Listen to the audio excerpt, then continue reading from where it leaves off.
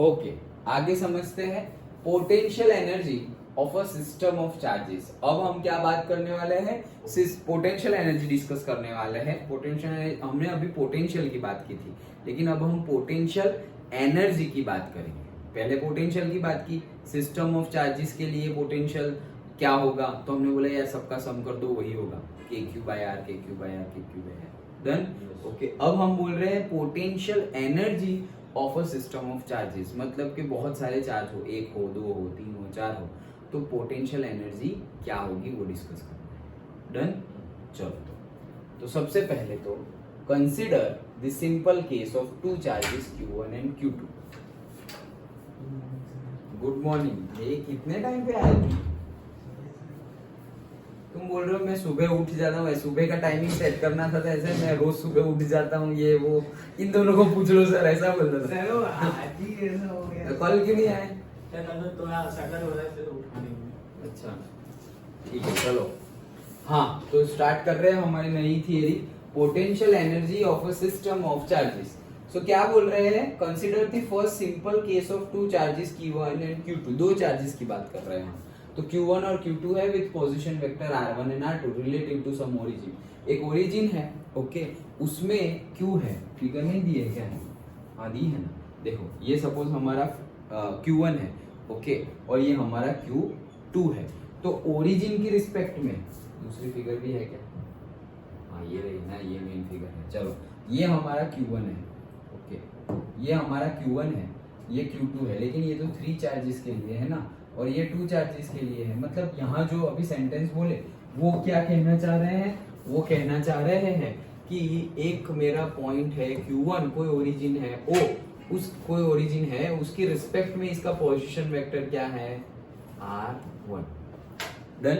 Okay, और Q2 भी होगा, उसका भी पोजीशन वेक्टर क्या है? R2। यहाँ पर Q2 है, तो Q2 का भी ओरिजिन से रिस्पेक्ट में पोजीशन वेक्टर क्या है? R2। अच्छा, चलो, let us calculate the work done externally in building of the configuration। मतलब ये लाने के लिए कितना वर्क डन करना पड़ेगा, ठीक है। This means that we consider the charges Q1 and Q2 initially at infinity and determine the work done by the external agency to bring the changes to the given location। क्या करना है हमें? दोनों के दोनों चार्जेस Q1 एंड Q2 कहाँ पर है? इनफाइनाइट पे है। उसको हम हमारा जो सिस्टम है वहां पे लाने का ट्राई कर रहे हैं। उसके लिए जो वर्क डन होगा वो हम फाइंड करने वाले हैं। ओके, तो सबसे पहले तो ऐसा समझो कि ये हमारा सिस्टम है, ये तो समझ में आ गया, ये जो सेंटेंस लिखा था वो। और सपोज ये क्लीन कर दो, तो सपोज ये हमारा सिस्टम है। यहाँ सिस्टम में मैं इनफाइनाइट से एक चार्ज लेके आ रहा हूँ, ओके, एक चार्ज लेके आ गया है, कौन सा? Q1। ओके, इनफाइनाइट से चार्ज लेके आ गया। अभी जब मैं चार्ज लेके आ रहा हूँ, Q1 चार्ज लेके आ रहा हूँ, तब तो मुझे कोई वर्क डन करना ही नहीं पड़ेगा। क्यों? क्योंकि यहाँ पे कोई कुछ है ही नहीं अपोज करने को। डन। यहाँ पर अगर इलेक्ट्रिक फील्ड होती, कोई चार्ज होता, सपोज ऐसा समझो कोई चार्ज यहाँ पहले से है और ये Q1 है यहाँ पर, अब मैं Q2 ला रहा हूँ, तो Q1 की वजह से इलेक्ट्रिक फील्ड होगी और वो इलेक्ट्रिक फील्ड के अपोज में ये Q2 को वर्क करना पड़ता। डन। लेकिन जब Q1 आ रहा है तब तो कुछ है ही नहीं। जब Q1 इनफाइनाइट से यहाँ आ रहा है तब तो ये सिस्टम में कुछ है ही नहीं, कोई फील्ड ही नहीं है, तो तब वर्क डन क्या हो जाएगा? डन। समझ में आ गया पक्का? अगर पहले से कोई फील्ड नहीं गिवन है, पहले से कोई चार्ज नहीं गिवन है, और अगर हम इनफाइनाइट से आ रहे हैं तो work done will be 0। Done. Okay, तो पहले तो वर्क डन 0 है। अच्छा, अब दूसरे केस में क्या होगा वो देखो। अब ये Q लेके आ गए हम, अब Q लेके आ गए तो ये जो हमने वर्क किया, okay, work done will be 0, कोई वर्क करना नहीं पड़ेगा। लेकिन ये जो Q1 है उसकी वजह से, Q1 की वजह से, चलो Q1 को छोड़ो, अब Q2 लाते हैं। Q1 का तो वर्क डन 0 हो गया। अब क्या लाएंगे हम? Q1 लाएंगे, सॉरी Q2 लाएंगे। तो Q2 को ला रहे हैं, तो Q2 को ला रहे हैं, अब इसके ऑपोज में वर्क डन करना पड़ेगा। अब इसके ऑपोज में वर्क करना पड़ेगा, तो वर्क करना पड़ेगा। तो वर्क इज इक्वल टू, हमने बोला था, देखो वर्क इज इक्वल टू क्या था? Work is equal to QV था, W by Q is equal to V, तो वर्क इज इक्वल टू क्या? Q into V। अब ये जो Q है कौन से चार्ज को ला रहे हो तुम? Q2 को ला रहे हो, तो Q2 डन। और पोटेंशियल जो उस जगह पे पोटेंशियल होगा वो, तो उस जगह पे किसकी वजह से पोटेंशियल होगा? Q1 की वजह से। उस जगह पे जो पोटेंशियल होगा वो किसकी वजह से होगा? Q1 की वजह से, और तो कोई है नहीं वहां पर। तो ये Q1 की वजह से, यहाँ तुम V1 भी लिख सकते हो। ओके, Q1 की वजह से वहां पे पोटेंशियल होगा। और V1 का फॉर्मूला क्या है? KQ/R। ओके, सो हम यहाँ लिख देते हैं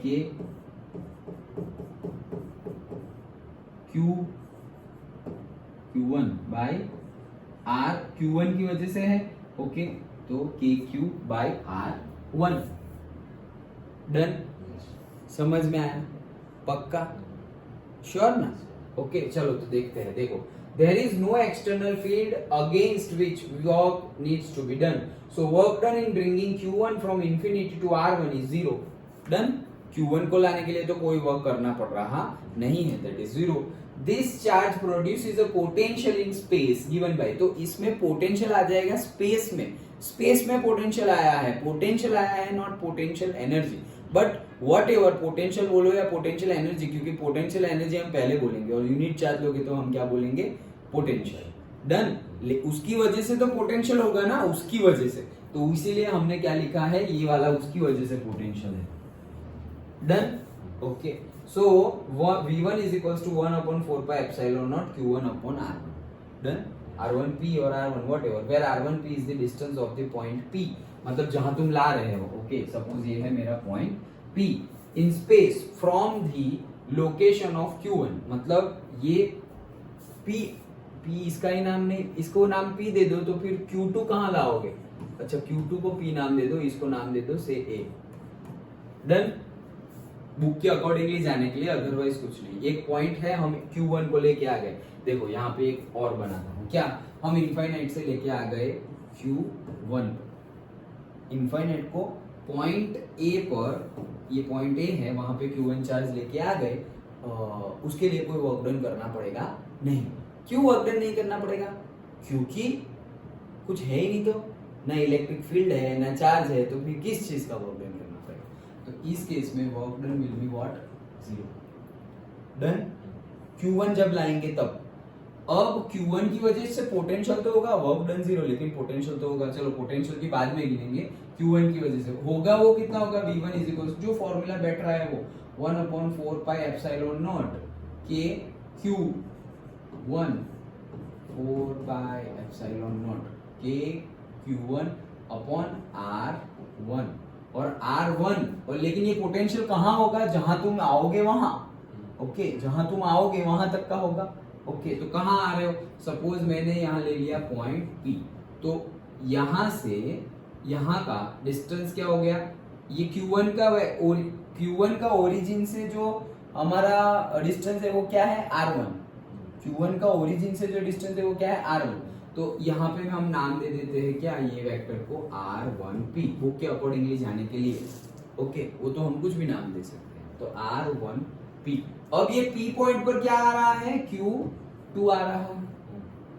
तो Q2 को लाने के लिए कितना वर्क करना पड़ेगा? तो work is equals to Q into V। Q हमारा है Q2। ओके, Q2 को ही ला रहे हैं, और V किसकी वजह से होगा? जो ऑलरेडी वहां पर है उसकी वजह से। वहां ऑलरेडी कौन है? Q1। तो Q1 की वजह से पोटेंशियल कितना है? V1। V1 का फॉर्मूला क्या है? KQ/R1।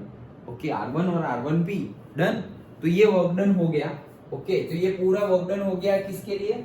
दूसरे के लिए। पहले के लिए 0 और दूसरे के लिए वर्क डन। तो देखो फॉर्मूला क्या आया? KQ1 Q2/R1 done. हमारा फॉर्मूला क्या आया? KQ1 Q2/R1।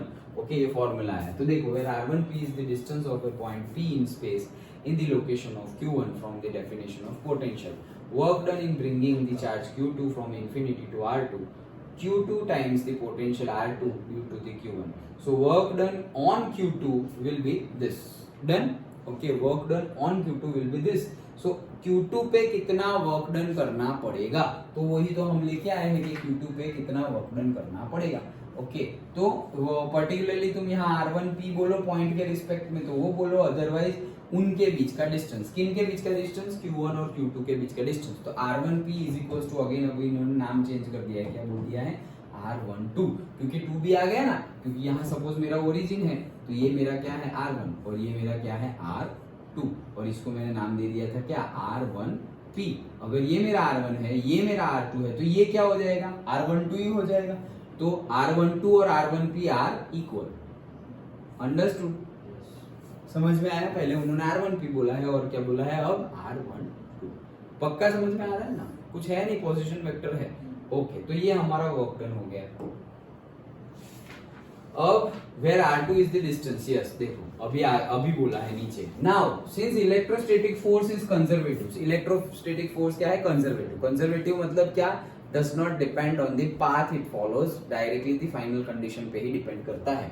So this work gets stored in the form of potential energy of the system।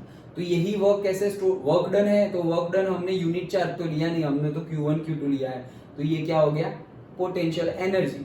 और अगर यूनिट चार्ज लिया होता तो क्या हो जाता? पोटेंशियल। डन? ओके, तो पोटेंशियल एनर्जी लिया है, thus the potential energy of a system of two charges Q1 and Q2 is equals to this। जो वर्क डन था वही, लेकिन उसका फॉर्मूला हो गया किसका? पोटेंशियल एनर्जी का। डन? ओके, चलो अब और एक पॉइंट लाते हैं। देखो अब थोड़ा बहुत ऐसे ही लिखा हुआ है, चलो जो इंपॉर्टेंट हो वो देख लेते हैं। Obviously if Q2 was brought first to its present location and Q1 brought later, the potential energy would be the same। हाँ, तो क्या बोल रहे हैं? कोई फर्क नहीं पड़ता है कि तुम पहले Q1 को लाओ या Q2 को लाओ, क्योंकि अगर सपोज तुम पहले Q2 को लाए तो वर्क डन कितना? 0। वहां कुछ था ही नहीं तो वर्क डन 0। और अब तुम ला रहे हो Q1 को तो वर्क डन कितना? Q1 और उनके पोटेंशियल, तो Q1 into K Q2 bye R12, वही हुआ। तो फाइनल वर्क डन तो वही आया ना, K Q1 Q2 upon R12। समझ में आया? तो तुम 1 को पहले लाओ या 2 को पहले लाओ, कोई फर्क पड़ेगा नहीं, वो कहना चाह रहे हैं। Then more generally the potential energy expression is unaltered whatever way the charges are brought to the specified location because of the path independence of the work for electrostatic force। वही बोल रहे हैं कि ये जो हमारा इक्वेशन है वो अनअल्टर्ड रहेगा, कि तुम 1 को पहले लाओ 2 को पहले लाओ, कोई फर्क पड़ेगा नहीं। क्यों? क्योंकि हमारा एक कंजर्वेटिव फोर्स है, पाथ से इंडिपेंडेंट है कि भाई पहले V1 आना चाहिए, पहले Q1 आना चाहिए, फिर Q2 आना चाहिए, कोई लेना देना है नहीं। फाइनली कहाँ हो दोनों, उसके ऊपर डिपेंडेंट है। ठीक है, चलो। So equation is true for any sign of the Q1 Q2। भाई इक्वेशन ट्रू है कोई भी साइन Q1 Q2 के लिए। मतलब क्या है कि if Q1 Q2 greater than 0 होगा, एक पॉजिटिव और दूसरा भी पॉजिटिव, तो Q1 इंटू Q2 क्या हो जाएगा? पॉजिटिव हो जाएगा। अगर दोनों पॉजिटिव चार्जेस है,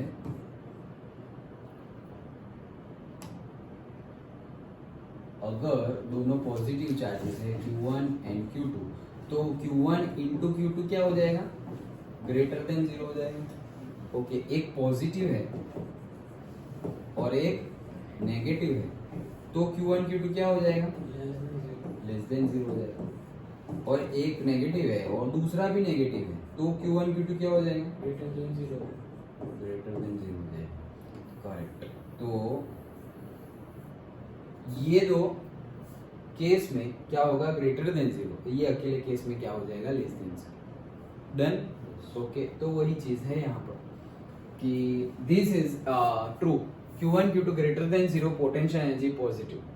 this is as expected since for the like charges, for like मतलब सेम, तो दोनों पॉजिटिव होंगे तो भी ग्रेटर देन 0, दोनों नेगेटिव होंगे तो भी ग्रेटर देन 0। तो for the like charges, okay, for the like charges electrostatic force is repulsive and positive amount of work is needed to be done against this force to bring the charges from infinity to the infinite distance apart। वही चीज है कि अगर तुम पहले positive को लेके आ गए, अब वापस पॉजिटिव को ही ला रहे हो, तो वर्क डन करना पड़ेगा, क्योंकि उसकी वजह से तो रिपल्शन फोर्स लगने वाला है। पहले तुम सपोज नेगेटिव लेके आ गए और फिर उसे वापस नेगेटिव ही ला रहे हो तो रिपल्शन फोर्स लगाएगा, तो वर्क डन तो करना पड़ेगा। तो वही चीज बोल रहा है। Okay, For unlike charges, the electrostatic force is attractive। Unlike charges होगा, पहले तुम प्लस लेके आ गए, प्लस चार्ज, पॉजिटिव चार्ज लेके आ गए, अब नेगेटिव लाओगे तो वर्क डन तो करना पड़ेगा, लेकिन ज्यादा कुछ नहीं करना पड़ेगा, वो तो ऑटोमेटिकली उसको खींच ही लेगा। कल हमने एक बड़ा न्यूमेरिकल देखा था। ओके, सो ऑटोमेटिकली उसको क्या करेगा?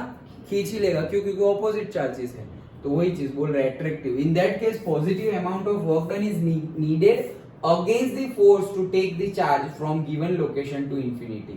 मतलब गिवन लोकेशन से इंफिनिटी पे क्या होगा, अगेंस्ट द चार्ज हमें मतलब अगेंस्ट दी जो फोर्स है उसके अकॉर्डिंगली हमें वर्क लगाना पड़ेगा। जैसे कि यहाँ पर पॉजिटिव है और हम नेगेटिव चार्ज को यहाँ पर ला रहे हैं, तो ये तो भाई ऑटोमेटिकली जा ही रहा है, हमें कुछ करना नहीं है। लेकिन ये ऑटोमेटिकली अगर हम करने गए ना, हमें एक्सेलरेट नहीं करना है चार्ज को, हमें चार्ज को एक्सेलरेट नहीं करना है, नहीं तो पोटेंशियल एनर्जी स्टोर ही नहीं होगी। ओके, सो हमें क्या करना पड़ेगा, ऑपोजिट डायरेक्शन में वर्क डन करना पड़ेगा, जिससे कि इसके पास एक्सेलरेशन ना आ जाए। इसके पास अगर अदरवाइज तो एक्सेलरेशन आ जाएगा अट्रैक्टिव फोर्स की वजह से, तो वो एक्सेलरेशन ना आ जाए इसलिए ऑपोजिट डायरेक्शन में, इसीलिए बोला है from the location to the infinity, ऐसा वर्ड यूज किया है ना। देखो, against this force to take charges from given location to infinity, तो क्यों, क्योंकि वर्क डन ऑपोजिट डायरेक्शन में है। अगर वर्क हम इनफाइनाइट से लोकेशन पे आ रहे हैं, लेकिन यहाँ पे ऑपोजिट करना है तो लोकेशन से इंफिनिटी। Done, okay. लेकिन ये कब की बात है, ये कब की बात है, जब अट्रैक्टिव फोर्स हो तब। मतलब कि पहले तुम पॉजिटिव लेके आ गए और फिर नेगेटिव ला रहे हो, या पहले नेगेटिव लेके आ गए और फिर पॉजिटिव ला रहे हो, तब की बात है। ओके, तब हमें वर्क डन क्या करना पड़ेगा, ऑपोजिट डायरेक्शन में लगाना पड़ेगा, just to be sure that the charge will not accelerate.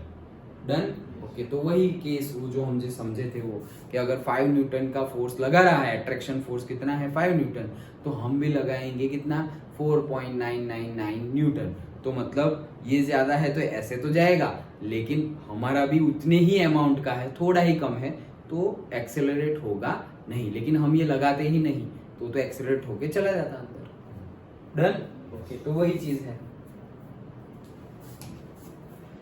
हाँ, now in other words, a negative amount of work is needed for the reverse path. Reverse path के लिए negative work चाहिए होगा, so the potential energy is negative. Obviously, potential energy का formula तो हमने derive किया था, बोला था कि चार्जेस पॉजिटिव होंगे तो फॉर्मूला पॉजिटिव बनेगा, चार्जेस नेगेटिव होंगे तो फॉर्मूला नेगेटिव का बनेगा। Equation is easily generalised for a system of any number of point charges. भाई कितने भी नंबर ऑफ पॉइंट चार्ज, अभी तो 2 की बात की, लेकिन 2 से ज्यादा हो तो भी ये वैलिड है। Let us calculate the third one. चलो अब किसके लिए, तीसरा पॉइंट लाते हैं। Done, okay. देखो यहाँ लिख देता हूँ, सपोज पहला पॉइंट लाए Q1 चार्ज लाए, तो वर्क डन कितना आया 0। अब मैं ला रहा हूँ दूसरा चार्ज, तो दूसरा चार्ज ला रहा हूँ, तो V is equal to Q1 हो या Q2 हो, Q1 Q2 के अपॉन से R12। दूसरा वर्क ये था, दूसरा चार्ज लाया तब इतना वर्क हुआ था। अब तीसरा चार्ज ला रहा हूं। Done, okay. तो मेरे पास कोई ऑलरेडी पॉइंट है Q1, मेरे पास कोई ऑलरेडी दूसरा चार्ज है, ये P पॉइंट है, ये कोई भी नाम दे दो, ये पॉइंट है। अब मैं थर्ड चार्ज ला रहा हूँ, कौन सा, Q3। तो ये जब मैं Q3 ला रहा हूँ, तो मुझे इसकी इलेक्ट्रोस्टैटिक पोटेंशियल के अगेंस्ट भी वर्क करना पड़ेगा, और इसके इलेक्ट्रोस्टैटिक पोटेंशियल के अगेंस्ट भी वर्क करना पड़ेगा, दोनों के अगेंस्ट में वर्क करना पड़ेगा। तो अब सपोज मैं पहले इसके अगेंस्ट में वर्क करने की बात कर रहा हूँ, किसके अगेंस्ट में, से Q1 के अगेंस्ट में, तो वर्क डन क्या होगा, work done will be again Q into V। Done, Q into V होगा। तो Q क्या होगा, किसको ला रहा हूँ मैं, Q3 को ला रहा हूँ, तो Q3, और V क्या होगा, K इसकी वजह से है, तो K Q1 अपॉन ये दोनों के बीच का डिस्टेंस R13 लिख देता हूँ।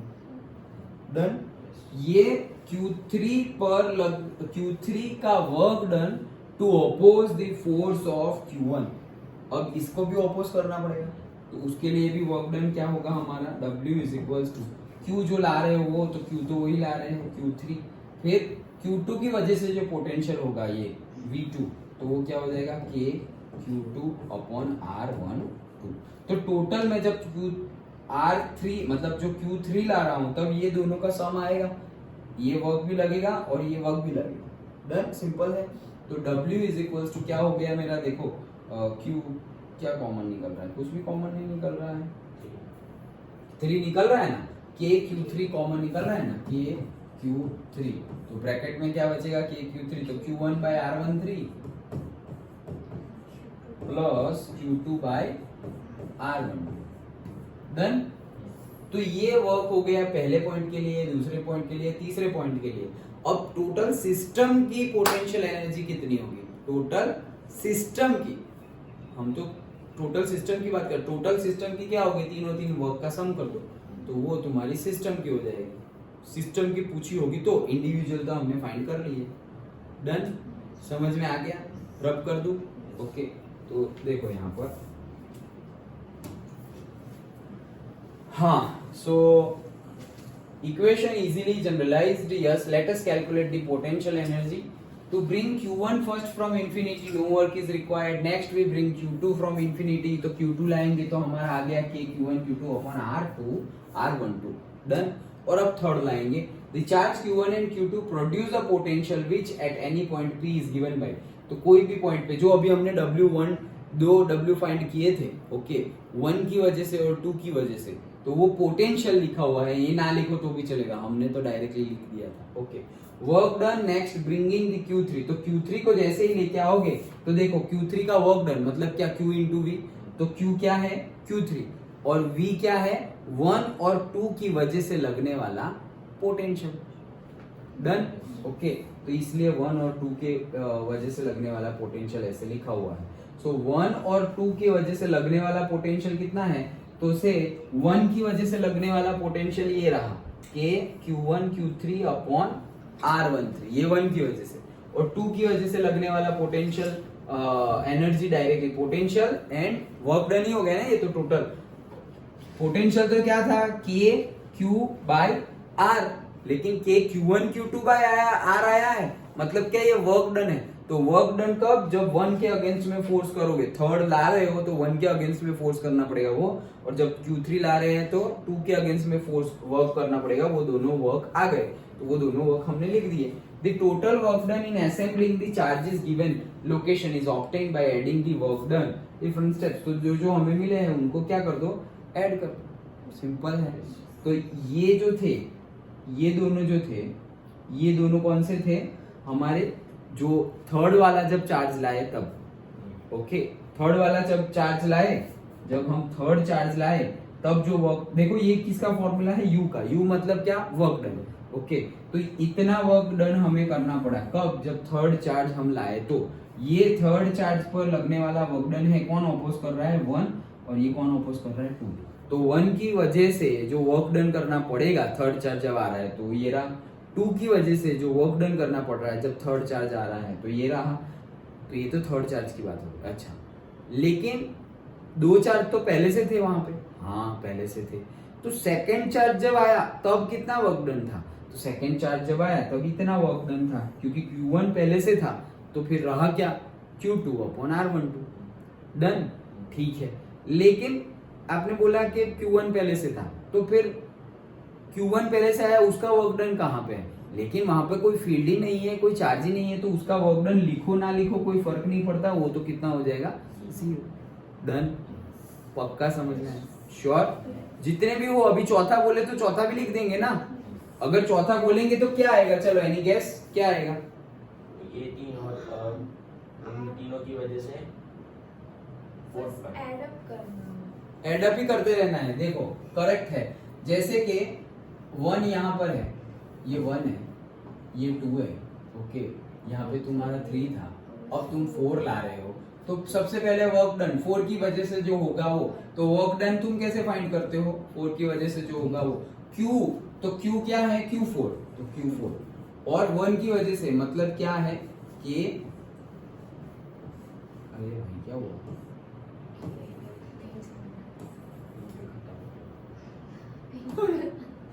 सो ये क्या हो गया, Q इंटू V, तो Q4 आ गया, और V1 क्या होगा, K Q1 बाय R1, और 4 है तो R14। डन, ये एक हुआ। फिर दूसरा वर्क कौन सा होगा, 2 की वजह से, तो चार्ज कौन सा है, Q4, और अब 2 की वजह से V2 कौन सा है, तो K Q2 divided by V2 4। Done, okay, फिर वैसे ही W, तो Q4 K Q3 upon V3 4। Done, तो ये जब 4 आए तो इसकी वजह से, इसकी वजह से, तीनों की वजह से जब 4 लाएंगे तो ये 3 का क्या करना पड़ेगा, सम करना पड़ेगा, तो ये 2 का तो है ही, ये इतना 2 का तो है ही, देखो ये 1 की वजह से, मतलब जब तो कुछ नहीं था तब, तो जब पहला चार्ज आया, ओके, पहला मतलब दोनों चार्ज आए, दूसरा चार्ज आया, एक किसके चार्ज की बात है, ये दूसरे चार्ज की बात है, ये तीसरे चार्ज की बात है। और अब हम चौथा, पहला चार्ज आया तो 0 वर्क है, तो ये जो 0 लिखा है वो पहला चार्ज आया तब के वर्क डन है। दूसरा चार्ज आया तो इतना वर्क डन करना पड़ा, तीसरा चार्ज आया तो ये वर्क डन करना पड़ा, और चौथा चार्ज जब आएगा तो ये वर्क डन हमें करना पड़ेगा। अंडरस्टूड है? ओके। सर 6:30 होते हैं। क्यों? जल्दी जाना है। आज जल्दी जाना, मतलब लक्ष्य को लेना है, जैसे गाड़ी में पेट्रोल नहीं है। लेने जाना है। अच्छा,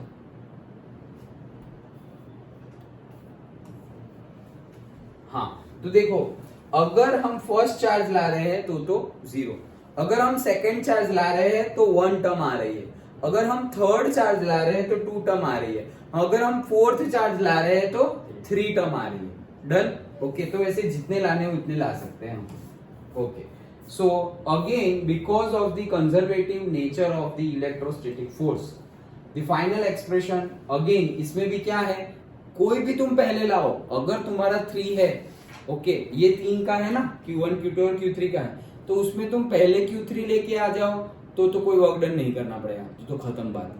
फिर Q3 पहले से आ गया, अब तुम Q1 लाओ, Q1 लाओगे तो तुम्हें वर्क डन करना पड़ेगा 3 के लिए, तो क्या होगा, K Q1 Q3 upon R13। Okay, so K Q1 Q3 upon R13। फिर अब तो 2 आ गए यहाँ पर, ये अकेला खत्म अगेन। ओके, तो 2 आ गए, पहले Q3 लाए थे फिर Q1 लाए, अब Q2 लाते हैं। अब Q2 लाओगे तो क्या होगा कि 2 को 1 की वजह से जो लगेगा वो, तो K Q1 Q2 upon R1, और 2 को 3 की वजह से भी जो लगेगा वो, तो K Q2 Q3 upon R23। Done? तो देखो वही 3 आ गए वापस। ओके, तो किसी, जैसे हमने पहले डिस्कस किया था कि तुम Q1 और 2 चार्जेस है तो तुम पहले कोई सा भी लाओ, फर्क पड़ने वाला नहीं है। वैसे 3 चार्जेस होंगे तो भी तुम पहले कौन सा ला रहे हो उससे फर्क पड़ने वाला नहीं है, टोटल फाइनली तुम ला कितने रहे हो उसके अकॉर्डिंगली यहाँ पे आ जाएगा। डन? तो वही चीज बोल रहे हैं। हाँ, the potential energy is characteristics of the present state of configuration. वही पोटेंशियल एनर्जी क्या है, characteristics of the present state of configuration, मतलब अभी क्या कॉन्फ़िगरेशन है, 4 चार्जेस है, ठीक है, तो हम चार्ज की बात करते हैं, 4 चार्ज की बात करते हैं, फिर चाहे वो कोई भी पहला आया हो, सेकंड वाला पहले आया हो, थर्ड वाला पहले आया हो, कोई प्रॉब्लम नहीं। अगर 5 चार्जेस की बात है, 5 चार्जेस की बात है, ठीक है, अभी कितने हैं, प्रेजेंट कॉन्फ़िगरेशन कितना है 5 चार्जेस का, तो हम 5 चार्जेस की बात करेंगे। फिर चाहे सेकंड चार्जेस पहले आया हो, फर्स्ट पहले आया हो, फिफ्थ वाला पहले आ गया हो, फिफ्थ वाला लास्ट में आया हो, कोई फर्क पड़ता नहीं, वही चीज बोल रहे हैं। And not the way the state is achieved, तो ये स्टेट अचीव कैसे किया, जैसे ये 5 चार्जेस तुम कैसे लाए, पहले 1 लाए, फिर 3 लाए, फिर 4 लाए, फिर 2 लाए, फिर 5 लाए, ऐसे लाए, कोई मैटर करता नहीं है। How it is achieved does not matter, कैसे अचीव किया तुमने ये स्टेट डज नॉट मैटर, लेकिन अभी क्या कंडीशन है वही मैटर करता है। अंडरस्टूड? तो ये था हमारा potential energy. Okay, potential energy of a system of charges, मतलब एक चार्ज होगा तो उसके लिए तो कोई एनर्जी वर्क डन करना ही नहीं पड़ेगा, 2 चार्जेस होंगे तो 0 प्लस वो जो पहले चार्ज लाए थे उसकी वजह से जो पोटेंशियल होगा उसको अपोज करने में हमारा वर्क डन जाएगा। डन? ओके, दोनों केस में कोई भी चार्ज हो, ये फिर वो भी हमने समझ लिया, Q1 Q2 कोई भी हो सकता है, लाइक हो सकते हैं, अनलाइक हो सकते हैं। डन? ओके, तो लाइक चार्जेस मतलब सेम होंगे तो पॉजिटिव ही होगा, प्लस प्लस तो पॉजिटिव वर्क करना पड़ेगा क्योंकि रिपल्शन लग रहा है, माइनस माइनस तो भी पॉजिटिव वर्क ही करना पड़ेगा क्योंकि रिपल्शन लग रहा है। लेकिन अगर अनलाइक चार्जेस हुए, प्लस माइनस या माइनस प्लस, तो ये खींच लेगा इसको, तो खींच लेगा तो एक्सेलरेशन आ जाएगा, और एक्सेलरेशन आ गया तो फिर पोटेंशियल एनर्जी स्टोर होगी नहीं, तो हमें एक्सेलरेट नहीं करना है। इसलिए इस केस में पर्टिकुलरली जब अट्रैक्टिव फोर्स हो तब हमें ऑपोजिट डायरेक्शन में, ये ऐसे जा रहा है, हमें लोकेशन टू इंफिनिटी वाली डायरेक्शन में फोर्स लगाना है, वर्क करना है, and that work is known as that potential energy. Done? और फिर 2 हो 3 हो कितने भी चार्जेस हो उसके बारे में हमने देखा। अंडरस्टूड? पक्का समझ में आ गया? Yes. श्योर? हाँ